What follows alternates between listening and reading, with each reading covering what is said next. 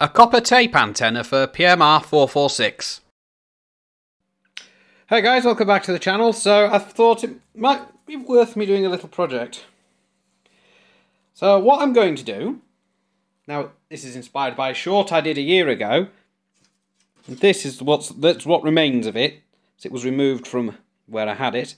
This is a copper tape dipole for PMR446. The choke was wound significant amount of number of years ago for a different type of antenna I had on there, which I cut off. And the centre core of that's actually from a plunger for unblocking a toilet. That's what that's for, because the handle just disintegrated. I thought, no, what I'll use that for, use it for a choke former.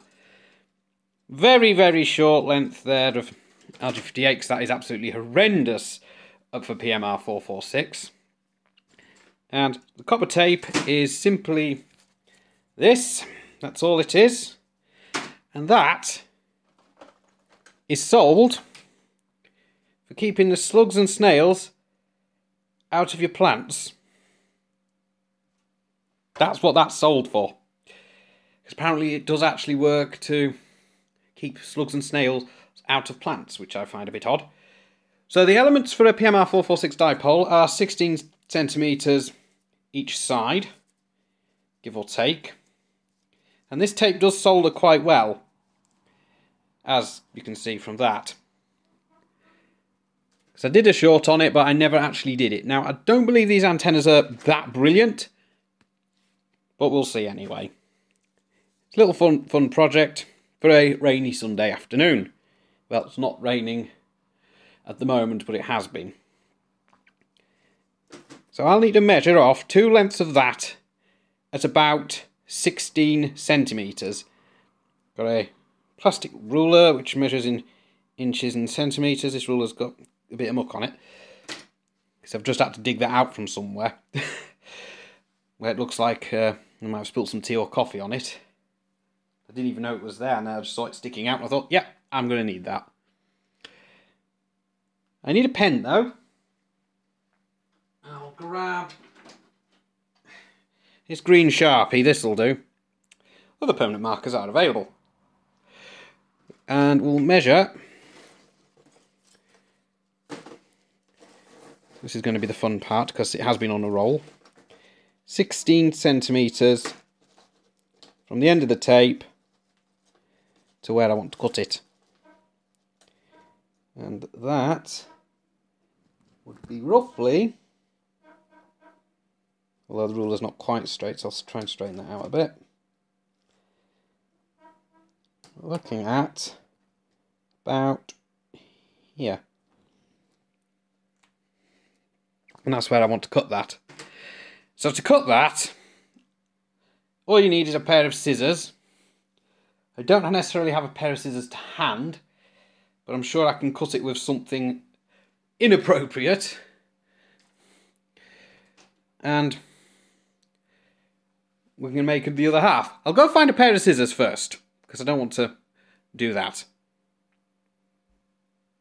Right, I found a slightly broken pair of scissors, and it actually has worked. I tried that off camera.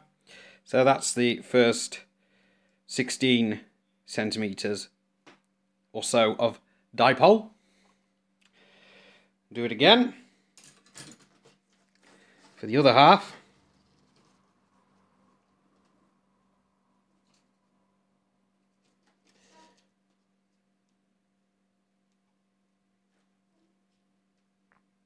I need to find my green Sharpie now. Actually, what I'll do before I find the green Sharpie, which I've just found, so I'll make sure that's a little flat across here.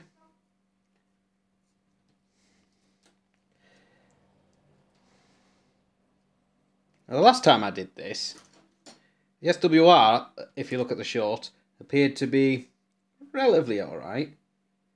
I wouldn't say it was great, but it seemed alright. So let's see if I can cut that with these scissors. Bearing in mind there's only one side of the handle on them.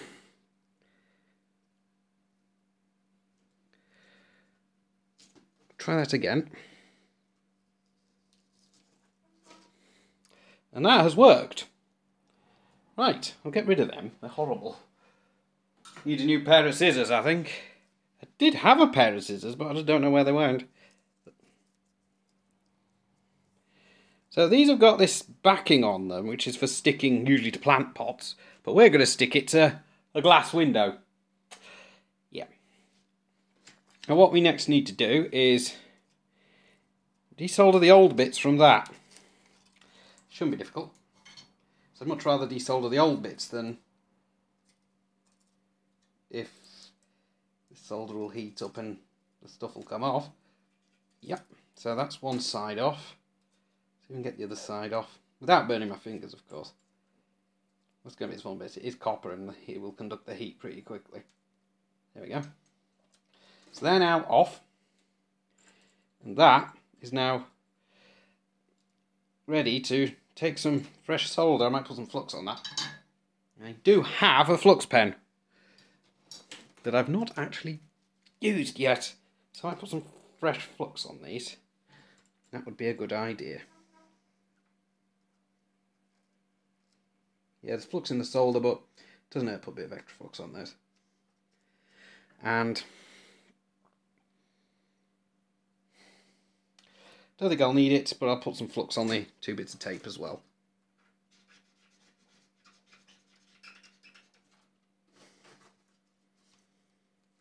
Try that side.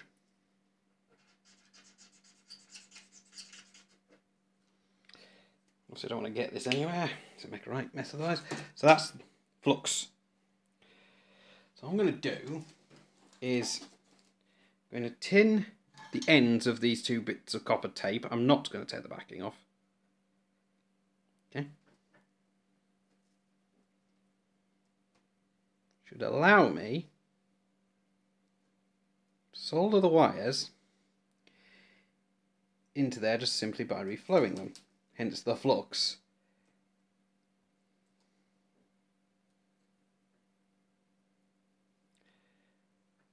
Right. There we go. So one side of that needs to go to, let's get rid of the old bit, the bottom half.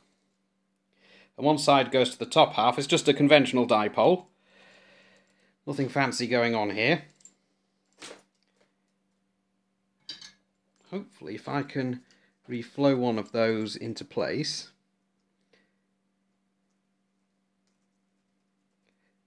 hence the flux, and a lot of flux, our dipole should start coming together.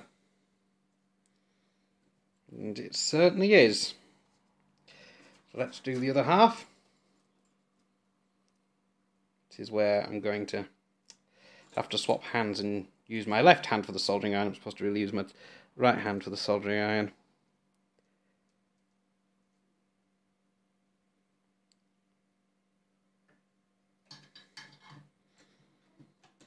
And that is our completed dipole for PMR446. Next thing to do is stick it on the window. Now I'm going to try and stick that as high up as possible. And then we'll see what it's doing or not doing, as the case may be, on the VNA.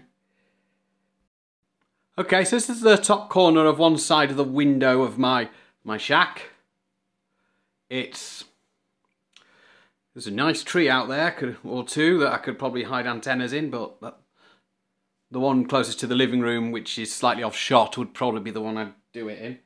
So we've got our antenna here. Because I can see where the top and the bottom need to be. That's not actually too difficult. So the first thing I need to do is take the backing off both of these bits of copper tape without causing any creases or anything. Should be easy, but I've said things in the past and it turns out it's not going to be easy. It's got to be careful it doesn't curl up, we shall say. So I'm going to have to do this like this. So the top bit goes up there. Probably a bit close to the metal inside the window, which isn't helpful. Let's see. Sure that's all stuck down. It is, and then repeat the process with the bottom half.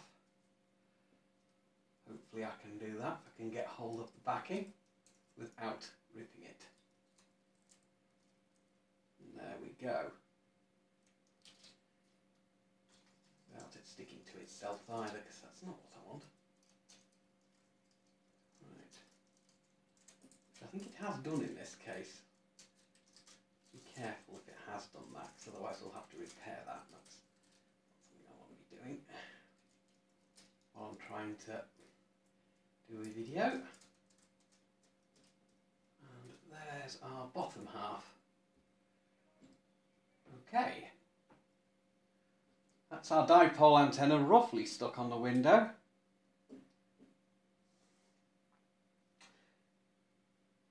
So I need a way to stop that choke from dropping. And I might have a solution for that. So I'll go see if that solution will actually work. Okay, so my low-tech solution to hold that where I want it is to attach a couple of bits of sticky tape to the choke to hold it in place. Now the next thing I want to do is connect that to an analyzer and see what it's actually doing. I'll go see if my VNA A has got charge in it and B what it'll say on PMR446. Right, so it's all connected up to the VNA now it's in position. It's being fed by RG213, which is the best coax cable I think we can use for this, that I have anyway. And across the band, it's 1.43 to 1, according to this, though I think there might be some losses in this cable. But, and the connectors, because the connectors on this are PL259s, and they are really no good at these frequencies, I don't think. I think I'd really benefit from N-type connectors, so I might change that connector to an N-type at some point. Try not to lose the focus. So about 1.45 to 1-ish. Just holding on to the connector there, which is probably not going to help. No, it's not changed it. And that choke's doing its job. So that's good for 446 to 447. But the bit we're interested in is everything between 4460 and 4461. So that seems to work on PMR446.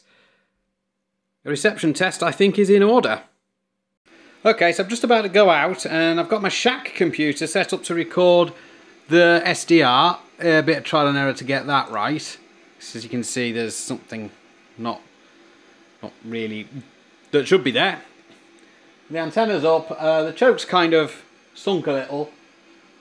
I'll try and sort that out before I disappear, and we'll go from there. Unfortunately, everything just did not work. So I'm going to have to rerun the test, which means I'm going to keep that antenna up and everything all connected and everything, to see if it does actually work. I don't actually know what happened, but it happened, and basically the screen recorder recorded nothing. Apparently, I think that was my issue, by the fact that it turned out the screen recorder I'm using doesn't like Wayland, so I've had to set it to Xorg. It's a Linuxy thing. And the USB stack on the computer just completely crashed for some unknown reason, and therefore that would have taken out the SDR. So I would have to work out why that happened and how it happened before recommencing the test. So I think I will have a look into that. Right, so I'm in the kitchen now about to make my tea. I will probably do the test again, but I'll do it in a separate video because I'm not going to tear that antenna down today. I'll probably take it down another day. It'll stay up on the window as it is, perfectly fine. I'm leaving that computer in there to just run, and we could then figure out what went wrong. And hopefully there will be a test of that antenna's reception range, and I'll use the same radio as before, and hopefully we'll get somewhere. Anyway, 7-3 for now. Catch you next one. I'm going to have my tea. I'm a little bit annoyed about that, but, you know, what can you do? 7-3 for now, guys.